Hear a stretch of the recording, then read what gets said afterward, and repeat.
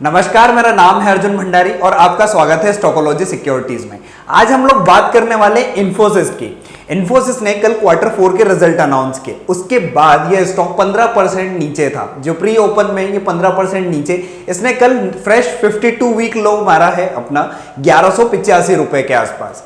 तो स्टॉक का जो परफॉर्मेंस है Q4 की वो एक्सपेक्टेड से कम थी।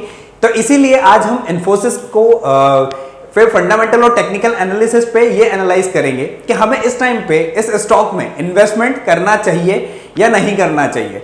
तो आइए उसी पे स्टार्ट करते हैं। तो जो इन्फोसिस है उसने लास्ट एक साल में आप देखेंगे तो नेगेटिव रिटर्न दिए हैं। इन्फोसिस ने क्या आप बोलेंगे तो पूरे आईटी सेक्टर ने ही एक साल में काफी नेगेटिव रिटर्न्स दिए हैं। उसमें जो टीसीएस, इन्फोसिस, विप्रो, एचसीएल टेक, इन सभी के नेगेटिव रिटर्न्स है। जो इन्फोसिस है उसने लास्ट एक क्वार्टर में -30% रिटर्न दिए हैं। वहीं इसके 3 साल के अगर रिटर्न्स की हम बात करें तो ये 100% से भी अच्छे थे। 110-115% के रिटर्न है इसके लास्ट 3 ईयर्स के।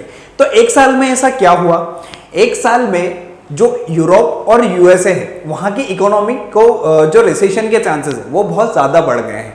उसकी वजह से जो इंडियन आईटी सेक्टर है उस पर उसने बहुत बड़ा इंपैक्ट डाला है। तो जो आईटी सेक्टर का मेजर बिजनेस है, जो मेजर रेवेन्यू आता है, वो आप देखेंगे तो यूरोप से और नॉर्थ अमेरिका से इनका मेजर रेवेन्यू आता है। तो ये जो आईटी सेक्टर है इसका आगे ग्रोथ क्या है, हम उस पर बात कर लेते हैं कि जो आईटी सेक्टर है उसमें आगे कुछ ग्रोथ है। आईटी सेक्टर की जो ग्रोथ के डाटा है उसमें हम पास के देखें तो 1998 में ये 1.2% कॉन्ट्रीब्यूशन था आईटी सेक्टर का इंडियन जीडीपी में, और 2022 में हम देखें तो 7.4% था। वहीं 2025 की हम बात करें तो एक्सपेक्टेड है कि 10% कंट्रीब्यूशन हो जाएगा इसका इंडियन जीडीपी में। तो हम यहां से एक चीज तो देख पा रहे हैं कि जो आईटी सेक्टर है वो ग्रोथ पे है, क्योंकि इंडिया की 2030 तक माना जा रहा है कि 5 ट्रिलियन तक इकोनॉमी हो जाएगी। तो ऐसे में आईटी सेक्टर भी ग्रो करेगा, जो कि जो बहुत मेजर कंट्रीब्यूशन है जिसका जीडीपी में। तो ये जो आईटी सेक्टर है ये भी मेजर रेवेन्यू और जो मेजर कंट्रीब्यूशन है रेवेन्यू में वो इसका बढ़ेगा और अच्छा रिटर्न्स दे सकता है। पर अगर यही हालात बने रहे यूरोप के और यूएसए के तो हो सकता है कि उतने जल्दी रिटर्न ना मिले, हमें 1 या 1.5 साल का वेट भी करना पड़ सकता है। उसके बाद आईटी सेक्टर वापस से एक अच्छे बुल रन में आ सकता है। अब हम बात करते हैं इन्फोसिस की। इन्फोसिस में जो बिजनेस है, इन्फोसिस का कोर बिजनेस क्या है। इन्फोसिस जो सर्विसेज प्रोवाइड करता है उसमें डिजिटल ट्रांसफॉर्मेशन, ये इसका कोर बिजनेस है। Digital transformation consulting services. Digital transformation में एमन और आर्टिफिशियल इंटेलिजेंस के बेसिस पे ये कंपनीज को इंप्रूव करते हैं और डिजिटली ट्रांसफॉर्म करते हैं, हेल्प करते हैं उनके बिजनेस को नए एक्सपीरियंस जो ऑपरेशन बेस्ड है और डिलीवर करते हैं कस्टमर एक्सपीरियंसेस को। वहीं हम बात करें कंसल्टिंग सर्विसेज की तो ये क्या करती है कि नए बिजनेस को हेल्प करती है डेवलपमेंट में, एग्जीक्यूट करती है इसको और इंप्रूव करती है ऑपरेशन और अचीविंग देयर बिजनेस ऑब्जेक्टिव को। वहीं अगर हम आईटी सर्विसेज की बात करें तो आप आईटी सर्विसेज में देखें तो आईटी सर्विसेज में इसमें एप्लीकेशन में उसको डेवलप करने का, मेंटेन करने का, इंफ्रास्ट्रक्चर में और मैनेजमेंट में हेल्पिंग टू बिजनेस, ये है आईटी सर्विसेज में एप्लीकेशन और एप्लीकेशन मैनेजमेंट का। उसके बाद हम इंजीनियरिंग जो इसका बिजनेस है, इंजीनियरिंग सर्विसेज और आउटसोर्सिंग सर्विसेज। इंजीनियरिंग सर्विसेज में देखें तो इन्फोसिस ऑफर करता है इंजीनियरिंग सर्विसेज जिसमें वो बिजनेस डिजाइन और डेवलप न्यू प्रोडक्ट और जो एग्जिस्टिंग प्रोडक्ट है उनको इंप्रूव करता है और उसको मैनेज करता है और उसके लाइफ साइकिल को भी मैनेज करता है। वहीं हम आउटसोर्सिंग की बात करें तो ये बीपीओ में और आईओटी इंफॉर्मेशन टेक्नोलॉजी में इसका मेन बिजनेस है। तो आउटसोर्सिंग और इंजीनियरिंग सर्विसेज में इसका जो रेवेन्यू का कंट्रीब्यूशन है इसके बिजनेस में, तो डिजिटल सर्विसेज से इसका जो कंट्रीब्यूशन है वो 57% और कोर बिजनेस से इसका जो कंट्रीब्यूशन है वो 43% रेवेन्यू कंट्रीब्यूट करता है। ये तो जो मेजर रेवेन्यू आता है वो इसका डिजिटल सर्विसेज से आता है। और डिजिटल ट्रांसफॉर्मेशन अभी इंडिया में जैसे हम देखते हैं एआई या मशीन लर्निंग जो सॉफ्टवेयर पे बेस्ड है वो बहुत ज्यादा जल्दी से डेवलप हो रहा है। मतलब इंडिया में एआई जो है वर्ल्ड लेवल पे एआई की हम ग्रोथ की बात करें तो बहुत फास्ट ग्रोथ हो रही है एआई में। तो एआई का हेल्प इनको भी मिलेगा क्योंकि सॉफ्टवेयर बेसिस कंपनीज हैं तो सॉफ्टवेयर एआई में जरूरत होगी। तो इसमें जो आम देखें तो डिजिटल सर्विसेज और कोर सर्विसेज का इसका रेवेन्यू हम ज्योग्राफी के बेसिस पे बात करें कि इसका जो वर्ल्ड लेवल में सबसे ज्यादा रेवेन्यू कहां से आता है, तो यहां पे आप देखेंगे नॉर्थ अमेरिका में इनका 61% और यूरोप में 27%। ये 31 मार्च 2023 अभी रिसेंट डाटा है। तो हम देख रहे हैं तो 88% इनका रेवेन्यू कहां से जनरेट हो रहा है, बाहर से, मतलब अमेरिका से और यूरोप से। तो अगर इनके चांसेस, रिसेशन के चांसेस बनते हैं या वहां पे हालात और खराब होते हैं, तो अमेरिका और यूरोप में, तो इन्फोसिस में हमें इस पे मेजर इंपैक्ट देखने को मिल सकता है। क्योंकि इन्फोसिस का आप देखें तो मेजर जो रेवेन्यू है वो 61% और 27%, मतलब 88% कहां से आ रहा है रेवेन्यू, अमेरिका से और यूरोप से। इंडिया और रेस्ट ऑफ द वर्ल्ड की बात करें तो सिर्फ 12% इनका रेवेन्यू यहां से जनरेट होता है। जो कि रेवेन्यू की आप देखें तो रेवेन्यू का परसेंटेज ज्यादा चेंजेस नहीं है, हर साल इनका रेवेन्यू जो है अभी यूरोप से परसेंटेज वाइज बढ़ा है। वहीं हम अमेरिका की बात करें तो परसेंटेज वाइज लास्ट क्वार्टर से कुछ रेवेन्यू कम ही हुआ है। तो ये इनका रेवेन्यू हो गया। अब अगर हम फाइनेंशियल की बात करें कि ये जो कंपनी है इसके जो फाइनेंशियल रेशियोज हैं उसके बेसिस पे कंपनी का वैल्यूएशन फेयर है या नहीं है, तो वैल्यूएशन के बेसिस पे हम बात करें तो आप यहाँ पे देखोगे प्राइस टू अर्निंग रेशियो, जो पीई रेशियो है, तो स्टॉक का कितना है 21.5 और इंडस्ट्री का है 25.6। पीई रेशियो हमें यह बताता है कि कंपनी का जो वैल्यूएशन है वो महंगा है या सस्ता है। अगर इंडस्ट्री के सारी कंपनी 25.6 पर पीई पे मिल रही है और ये कंपनी अगर 21 पे मिल रही है, तो हमें एक रिलेटिवली आइडिया तो लग रहा है कि कंपनी अब की जो वैल्यूएशन है वो अभी कम है, मतलब रिलेटिवली हमें सस्ता मिल रहा है। पर इसमें हम सिर्फ इसके बेसिस पे जज नहीं करेंगे कंपनी को, हम देखेंगे प्राइस टू अर्निंग ग्रोथ के बेसिस पे। जो पीईजी रेशियो है ये क्या बताता है हमें, price to earning growth ratio बताता है कि हम जो वैल्यू पे कर रहे हैं, जो पीई है, ग्रोथ के बेसिस पे फेयर है या नहीं है। तो जो 2.47 इसका जो ग्रोथ वैल्यू या पीईजी रेशियो हम बोल सकते हैं, जो कि कितना है 2.47, ये 1.5 या 1 के आसपास होता तो ये ज्यादा बेटर हो सकता था। पर ग्रोथ के बेसिस पे देखें तो ग्रोथ के बेसिस पे ये कंपनी अभी ओवर वैल्यूड है। तो हम पीई के बेसिस पे ना देख के हम पीईजी रेशियो के बेसिस पे कंपनी का वैल्यूएशन देखें जब हम फंडामेंटल एनालिसिस कर रहे हैं, तो क्योंकि ये हमें एक अच्छा आइडिया देगा कि कंपनी की ग्रोथ के बेसिस पे हमको कंपनी में इन्वेस्ट करना है। वहीं हम शेयर की बात करें तो जो कि 58.1 है अभी, पर शेयर कंपनी कितना अर्न करती है, ये नेट प्रॉफिट को डिवाइड किया जाता है आउटस्टैंडिंग शेयर्स से। तो कंपनी का जो अर्निंग है वो तो अच्छा है 58%, पर टीसीएस या हम और कंपनी से इसका करते हैं तो वहां पे इसका अर्निंग पर शेयर कम है। रिटर्न ऑन इक्विटी इसका बड़ा है, लास्ट 1 या 1.5 साल में देखें तो इक्विटी पर रिटर्न इसका अच्छा दिया है इसने। वहीं कंपनी की अगर हम डेब्ट की बात करें या कंपनी पे कर्ज की बात करें तो जो कि 0.11% है, वो बहुत ज्यादा कम है। तो कंपनी का कर्ज तो नहीं है, कंपनी है बहुत अच्छी, कंपनी इंडिया की सेकंड लार्जेस्ट आईटी कंपनी है, टीसीएस के बाद इन्फोसिस का सेकंड लार्जेस्ट नाम आता है। वर्ल्ड लेवल पे हम बात करें तो जनवरी में एक डाटा आया था मोस्ट वैल्यूएबल कंपनीज 500 कंपनीज में इन्फोसिस की 150 रैंक है वर्ल्ड लेवल पे वैल्यूएशन के बेसिस पे।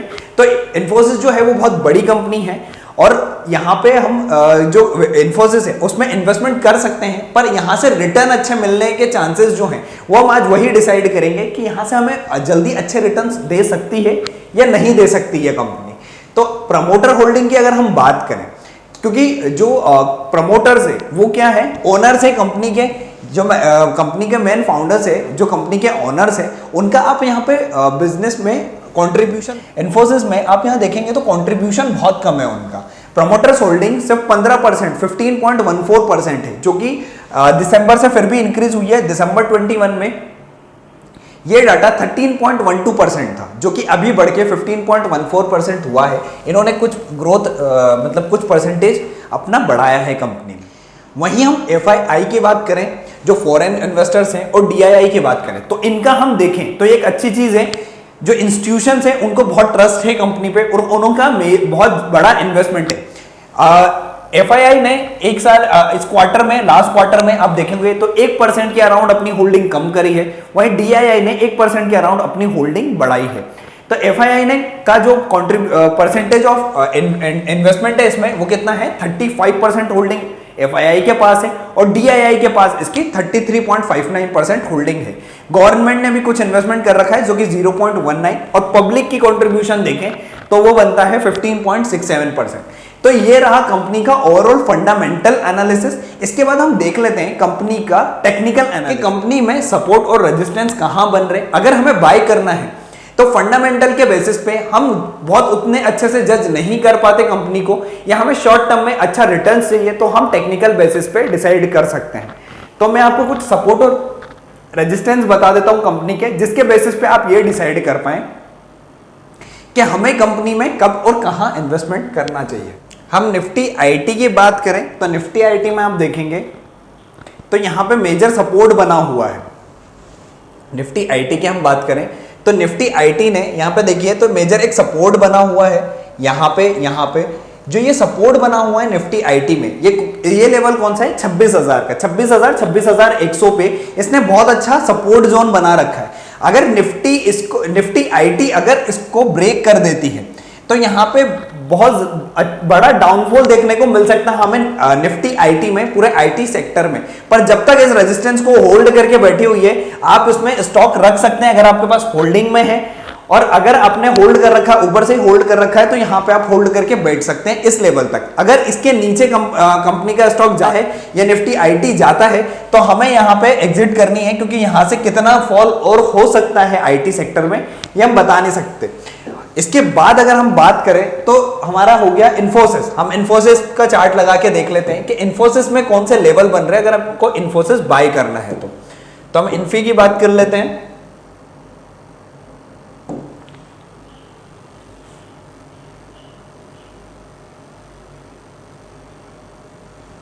इन्फोसिस में मैं देखूं तो इन्फोसिस में हमको एक सपोर्ट दिख रहा है। यहां पे एक सपोर्ट था, बहुत अच्छा सपोर्ट था, जो कि इसने ब्रेक कर दिया है। ये जो सपोर्ट था यहाँ पे, ये इन्फोसिस का ब्रेक हो गया, जो कि बहुत टाइम से ये होल्ड करा हुआ था। 1350 से 60 के आसपास ये वाला सपोर्ट था। अब नया लो जो इन्फोसिस ने बनाया है वो बनाया है 1185 से 1190 के आसपास। ये जो लो है, अगर ये वापस बाउंस बैक करके यहाँ पे इसको सपोर्ट लेके ऊपर जाता है तो बहुत अच्छा होगा कि यहाँ पे लो पे हमें मिले वापस, तो हम इसको बाय करें। यहां पे भी अगर आप रिस्क लेना चाहते हैं तो यहां पे हम बाय कर सकते हैं, बट हमारा स्टॉप लॉस क्या होगा, अब इसके नीचे का हमारा स्टॉप लॉस हो जाएगा जो 1180 के आसपास, जो 1180 1190 के आसपास इसने जो लो मारा है 1185 का, उसके नीचे का अगर इसमें कैंडल क्लोजिंग दे देती है तो हम क्या करेंगे, यहां पे अपनी पोजीशन को एग्जिट कर सकते हैं। यहां पे इसका अपसाइड मूवमेंट के लिए ये वाला जो लास्ट सपोर्ट था, अब ये इसके लिए एक मेजर रेजिस्टेंस बन जाएगा। अब ये जैसे ही रेजिस्टेंस बना, अब इसको ब्रेक करना बहुत जरूरी हो गया है, नहीं तो ये इसको ब्रेक नहीं करेगा तो ये अपसाइड मूवमेंट नहीं देगा। उसके बाद यहां पे एक और चीज आती है, वो है ट्रेंड लाइन। क्योंकि ये स्टॉक बहुत टाइम से डाउन ट्रेंड में है, तो आप डाउन ट्रेंड में देखेंगे तो ये वापस हो सकता है इस रेजिस्टेंस को भी ब्रेक कर दे, बट यहाँ पे इस ट्रेंड लाइन से वापस रिवर्सल दे दे। अगर रिवर्सल दे के इस लाइन को सपोर्ट लेके वापस ऊपर जाने लगता है और ट्रेंड लाइन को भी ब्रेक कर देता है, तो यहाँ पे हमें एक बहुत अच्छा अपसाइड मूव देखने को मिल सकता है इन्फोसिस में। तो इन्फोसिस में ये कुछ इंपॉर्टेंट लेवल्स हैं। एक तो हमारा हो गया 1180 के आसपास, 1180 हमारा स्टॉप लॉस, 1170 हमारा स्टॉप लॉस हो जाएगा यहाँ पे। इसके नीचे अगर कैंडल क्लोज होती है तो हम पोजीशन एग्जिट कर देंगे। अगर आप करंट प्राइस पे लेना चाहते हैं, करंट इसका प्राइस चल रहा है 1260 रुपए, और अगर आपको रिस्क नहीं लेना और अगर आपको इसको होल्डिंग के लिए बाय करना है तो आप इसके ऊपर, इस सपोर्ट के ऊपर जो कि 1350 से 60 के ऊपर बना हुआ है, जब इसको ब्रेक कर दे और यहाँ पे रिवर्सल मतलब एक रीटेस्ट करके जब ऊपर जाने लगे, तब आप बाय करें और फिर आप लॉन्ग टर्म के लिए इस स्टॉक को होल्ड कर सकते हैं। क्योंकि उसके बाद ये नया हायर हाई, क्योंकि ये अगर ट्रेंड डाउन ट्रेंड खत्म हो गया, उसके बाद एक अपसाइड ट्रेंड आता है, तो एक अपसाइड ट्रेंड हमें 2-3 साल के लिए वापस एक अपसाइड ट्रेंड मिल सकता है इन्फोसिस में। तो एक इन्फोसिस हमें नए हायर हाईज वापस से दे सकता है। तो ये आज का रहा फंडामेंटल और टेक्निकल के बेसिस पे। आई होप आपको टेक्निकल्स के लेवल समझ में आए होंगे और आप इसके बेसिस पे अपना इन्वेस्टमेंट डिसीजन ले इन्फोसिस में, कि अगर आपको आईटी सेक्टर में इन्वेस्ट करना है। यूरोप और अमेरिका के डाटा पे इंपॉर्टेंट नजर रख रही है। अगर आपने इन्फोसिस आईटी सेक्टर या इन्फोसिस किसी शेयर में इन्वेस्ट कर रखा है तो, क्योंकि वहां के जो रिसेशन के डाटा है वो हमें आईटी सेक्टर को प्रॉब्लम दे सकते हैं। वो बहुत ज्यादा रिस्की बना हुआ है आईटी सेक्टर के लिए। और इसी टाइप से हमारे वीडियोस आते रहते हैं एक स्टॉक पे, जिसमें आपको हम फंडामेंटल और मार्केट एनालिसिस बताते हैं। तो आप स्टॉकोलॉजी को फॉलो करिए। अभी सब्सक्राइब करिए और ऐसे ही स्टॉक के इंफॉर्मेशन लेते रहिए स्टॉकोलॉजी सिक्योरिटीज पे। आज के लिए इतना ही, थैंक यू।